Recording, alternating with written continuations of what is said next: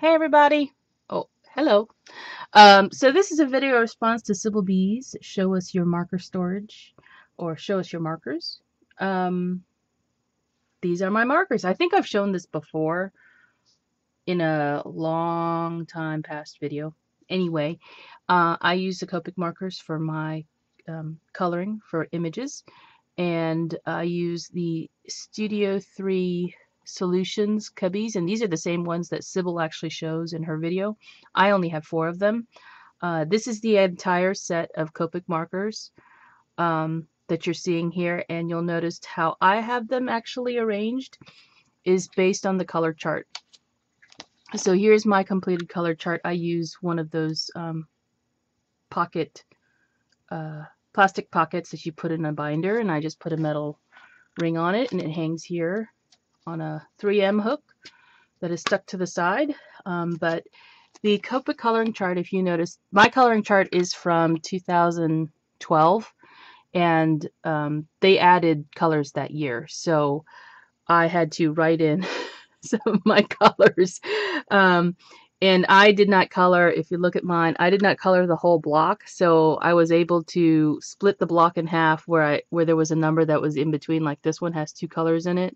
Really hard to see, but the way the Copic chart is set up here is the same way that my colors are organized. So I started with blue violet, and you can see this top one is blue violet, and you can see how many colors are actually in each range here.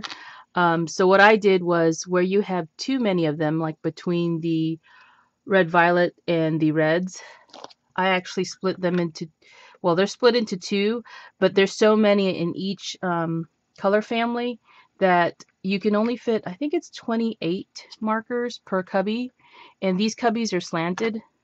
In case anybody's wondering, they're not just flat, they're slanted. Your Copic markers don't have to be stored in a certain direction. It doesn't matter which way they're stored.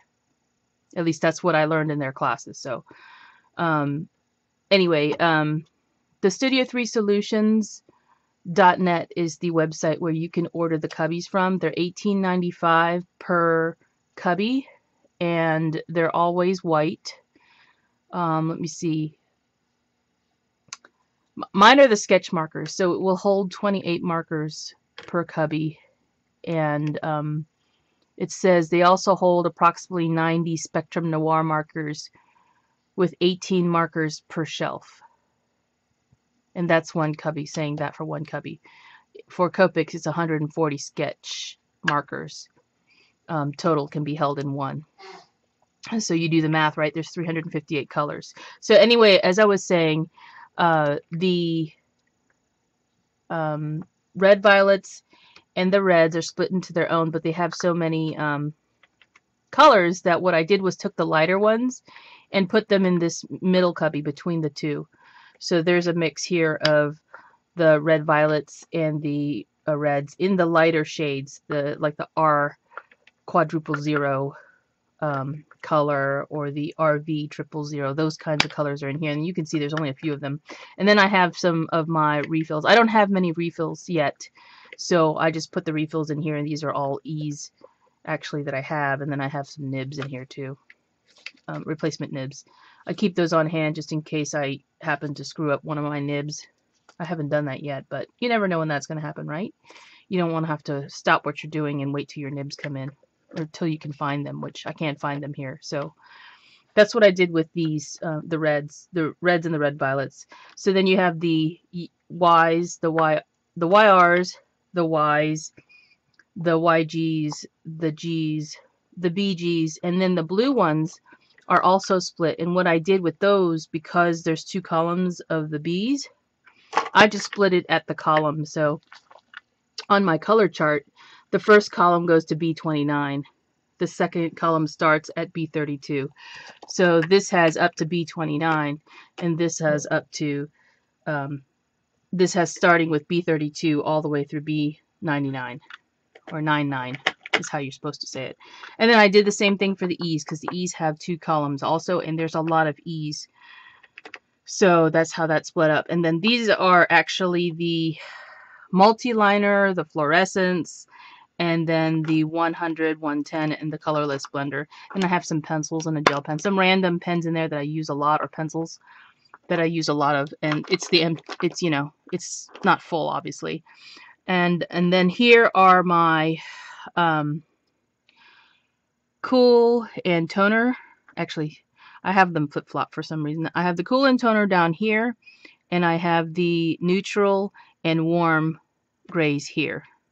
So again, they're grouped based on the color chart. I just have the two locations swapped, is all. And that's okay, because I know what they are. And then these are Inktense colored pencils. And then I have one lone regular color pencil that Jamie Lola gave me in a rack. So I just stuck it in here because it's a Derwent pencil. These are the Derwent pencils. My husband actually has the Prismacolors, but I don't use his colored pencils. These are the Inktense ones, and I have yet to really get into them or practice with them. And then I have, and that's a 72-piece set. That looks like a lot for 72. I don't know. That's the 72-piece set of Derwent Inktense. And then this is all of the distress markers here. And you can see again, I divided them between the warm colors and the cool colors. I'm like that. I know, call me crazy. So the neutrals are up with the warms because they can fit. And then these are all the cool colors down at the bottom. And those are my markers. And you can see there's a caddy right next to it.